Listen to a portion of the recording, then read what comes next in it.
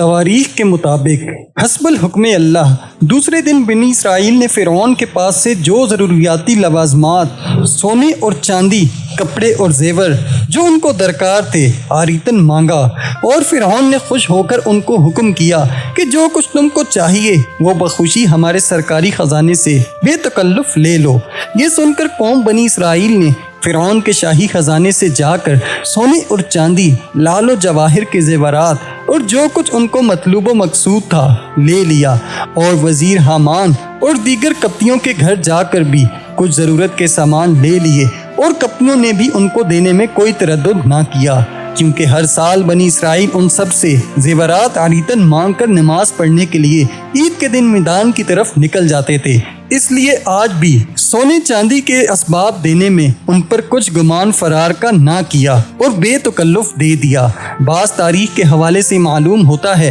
کہ اس وقت شمار میں بنی اسرائیل 6 لاکھ مرد عاقل و بالغ سوائے عورت اور لڑکے تھے۔ سب کے سب کمر باندھ کر مصر سے نکل جانے کو تیار ہوئے۔ اللہ کی مرضی سے ایسا ہوا کہ اسی دن شہر میں وبا پڑی کہ ہر ایک کپتی کے گھر میں ایک ایک بیٹا مر گیا۔ وہ لوگ اپنے غم میں رونے لگے۔ جب رات ہوئی تو حضرت موسیٰ علیہ السلام اپنے تمام لشکر کے مصر سے اور اپنے بھائی ہارون علیہ السلام کو مقدم لشکر کر کے قوم بنی اسرائیل کو جماعت بنا کر پیچھے روانہ کیا، اور پھر آخر میں آپ بھی روانہ ہو گئے اور دریائے نیل کے کنارے ایک بڑے میدان میں جا پہنچے، اور وہ تاریخ 9 محرم الحرام کی تھی۔ جب صبح ہوئی تو فرعون کو خبر ہوئی کہ حضرت موسیٰ علیہ السلام اور تمام قوم بنی اسرائیل مل کر تمہارا مال و متاع اور سونا چاندی وغیرہ لے کر شب گزشتہ مصر سے نکل کر کہیں بھاگ گئے ہیں۔ یہ خبر تمام شہر میں اور اپنے تمام سپہ سالاروں کو بھیجی، اور نکارہ کوس رحلت کا مارا، چونکہ اس کی آواز بہت بلند تھی، اس لیے آواز سن کر تمام سپاہ و لشکر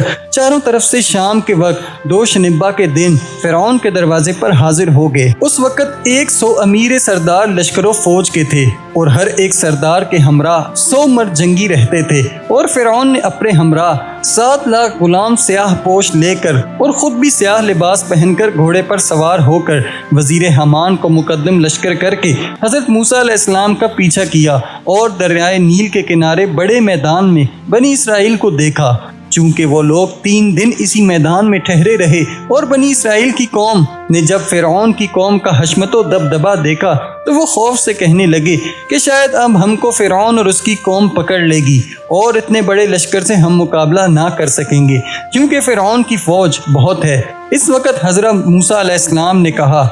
قول تعالی ترجمہ: پس جب مقابل ہوئی دونوں فوجیں کہنے لگے موسیٰ علیہ السلام کے لوگ، ہم تو پکڑے گئے۔ کہا موسیٰ علیہ السلام نے کہ کیوں گھبراتے ہو؟ اے میرے ساتھیو، رب میرا میرے ساتھ ہے، وہی مجھ کو راہ بتائے گا اور مجھ کو اور میری قوم کو بچائے گا انشاءاللہ، اور فرعون سے ہم کو کچھ ڈر نہیں۔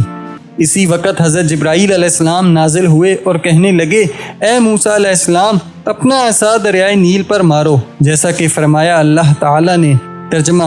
پس جب حکم بھیجا اللہ تعالیٰ نے موسیٰ علیہ السلام کو، کہا اپنا عصا دریا پر مارو، پس پھٹ گیا دریا اور بن گیا اس میں ایک راستہ، اور پار کر دیا ہم نے موسیٰ علیہ السلام کو اور دوسروں کو، یعنی فرعون کو اور اس کے لشکر کو غرق کر دیا۔ تفسیر میں یوں لکھا گیا ہے کہ جب موسیٰ علیہ السلام نے دریا میں عصا مارا، پانی پھٹ گیا اور 12 راستے پانی کے بن گئے، اور بیچ پانی کے پہاڑ کھڑے ہو گئے، اور انہی 12 راستوں سے بنی اسرائیل کے 12 قبیلے اتر کر پار ہو گئے، اور اس کے پیچھے قوم فرعون بھی انہی راستوں کے ذریعے قوم بنی اسرائیل کو پکڑنے کے واسطے دوڑی۔ جب وہ دریائے نیل کے بیچوں بیچ پہنچی تو وہ راستے جو اللہ کے حکم سے حضرت موسیٰ علیہ السلام اور ان کی قوم کے واسطے بنائے گئے تھے ختم کر دیے گئے، اور سب راستوں میں دریا کا پانی پھیل گیا۔ اور ایک دوسری روایت میں یوں بھی آیا ہے کہ جب حضرت موسیٰ علیہ السلام نے دریا پر عصا مارا اور دریا خشک ہو گیا، اور اس میں 12 راستے بن گئے، اور بنی اسرائیل 12 قبیلوں پر مشتمل تھے،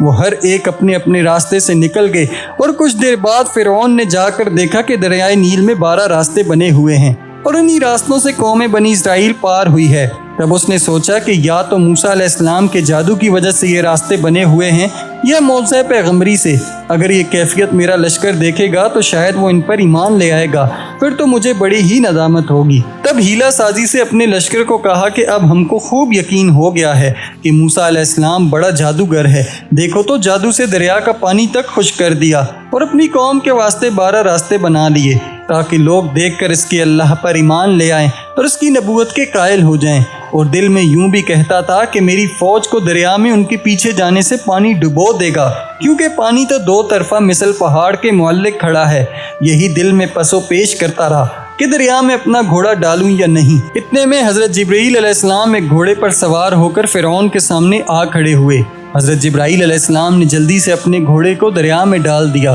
یہ دیکھ کر فرعون نے بھی اپنا گھوڑا دریا میں ڈال دیا، اور پھر ہر چند اس نے چاہا کہ اپنے گھوڑے کی باگ تھامے مگر رک نہ سکا، اور فرشتے سواروں نے آ کر لشکر کے گھوڑوں کو چابک مار کر بیچ دریا میں ڈال دیا۔ جب فرعون کا لشکر بیچ دریا کے آ چکا، اسی وقت حضرت موسیٰ علیہ السلام نے چاہا کہ دریا میں عصا مار کر ان کی راہ بند کر دیں۔ ندا آئی، اے موسیٰ علیہ السلام، قول تعالی، ترجمہ،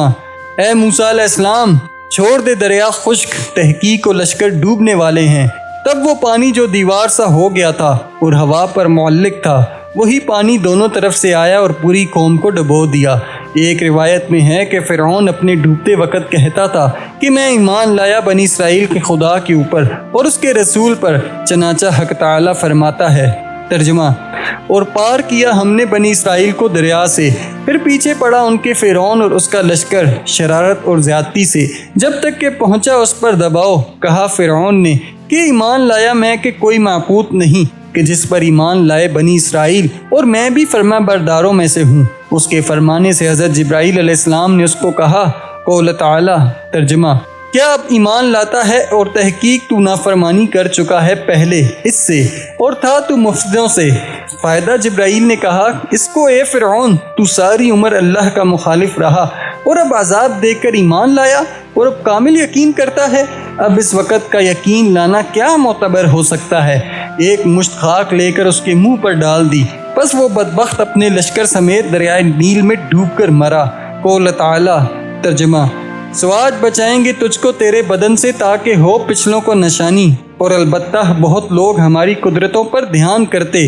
فائدہ وہ بے وقوف جیسا بے فائدہ ایمان لایا، ویسا ہی اللہ تعالیٰ نے اس کے مرنے کے بعد اس کا بدن دریا سے نکال کر ایک ٹیلے پر ڈال دیا کہ قوم بنی اسرائیل اس کو دیکھ کر شکر کرے اور پھر عبرت حاصل کرے۔ بدن بچنے سے اس کو کیا فائدہ؟ بس حضرت موسیٰ علیہ السلام نے اپنی قوم سے کہا کہ فرعون ملعون ماں اپنے تمام لشکر کے اللہ کے حکم سے دریائے نیل میں غرق ہو گیا۔ یہ سن کر قوم بنی اسرائیل نے کہا، اے حضرت موسیٰ علیہ السلام، جب تک ہم ان کو اپنی آنکھوں سے نہ دیکھیں گے تب تک اس کے ڈوبنے پر ہم کو یقین نہ ہوگا۔ تب حضرت موسیٰ علیہ السلام نے اللہ کی درگاہ میں دعا مانگی۔ اس دعا کی برکت سے موج دریا نے ان سب کی لاشوں کو جہاں بنی اسرائیل تھے پہاڑوں پر پھینک دیا۔ ہڈیاں ان کی درم برم ہو گئی تھیں، ان کے قلب میں کچھ رمق جان باقی نہ تھی۔ بنی اسرائیل دیکھتے تھے، چنانچہ اللہ تعالیٰ نے ارشاد فرمایا، ترجمہ،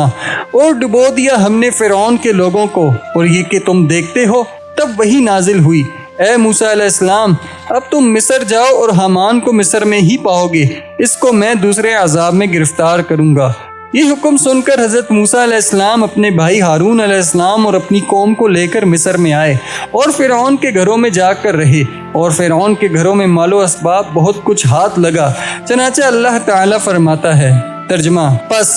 نکالا ہم نے فرعون کو اور اس کی قوم کو باغوں سے اور چشموں سے اور خزانوں سے اور باعزت مکانوں سے، اسی طرح سے کیا اور وارث کر دیا ہم نے قوم بنی اسرائیل کو۔ مفسرین لکھتے ہیں کہ فرعون کے گھر اللہ تعالیٰ نے مقام کریم فرمایا، اس واسطے کہ 70 مہمان خانے اس نے پرتکلف بنائے تھے، اور بنی اسرائیل کو اللہ تعالیٰ نے انہی مکانوں کا وارث کیا۔ اور حمان جو وزیر فرعون تھا اور اندھا ہو کر ٹکڑا نان گدائی سے کھاتا پھر آتا تھا، حضرت موسیٰ علیہ السلام اسے دیکھ کر جناب باری تعالیٰ میں مناجات کی کہ تو نے تو فرمایا تھا کہ حمان کو فرعون کے ساتھ دریا میں غرق کروں گا، اور وہ تو اب بھی زندہ ہے۔ ندا آئی، اے موسیٰ علیہ السلام، اس کو میں نے خلق میں محتاج کیا اور در بدر مانگتے پھرنا، یہ ہر روز گویا اس کی نئی موت ہے، بلکہ 1000 درجہ اس سے مرنا بہتر ہے۔ یہ سن کر حضرت موسیٰ علیہ السلام خدا کا شکر بجا لائے۔ جب حضرت موسیٰ علیہ السلام کے ہاتھ میں سب کچھ آیا اور کافر سارے نیست و نابود ہو گئے، تب خاطر جمع ہو کر اپنی بیوی صفورہ کے پاس گئے، اور جس میدان میں اس کو رکھ کر گئے تھے جا کر دیکھتے ہیں کہ 2 لڑکے جو حضرت سے تھے وہ نہایت توانا اور خوبصورت ان کے پاس موجود ہیں، اور بھیڑ بکریاں مال و اسباب سب سلامت پایا، بلکہ بکریاں اور بھیڑیں دونی ہو گئیں۔ وہاں سے ان کو لے کر اپنی والدہ کے پاس مصر میں تشریف لائے، اور یہاں مقیم اور مسترعفائے وعدہ حق تعالیٰ کے تھے کہ اب پھر کوہ طور پر جا کر اللہ تعالیٰ سے مناجات کریں۔ بس وہ انتظار کی گھڑیاں ختم ہوئی اور اللہ تعالیٰ نے ان کو کوہ طور پر بلا لیا تاکہ ان سے کچھ مناجات کی جائے اور اللہ تعالیٰ کا وعدہ بھی پورا ہو جائے۔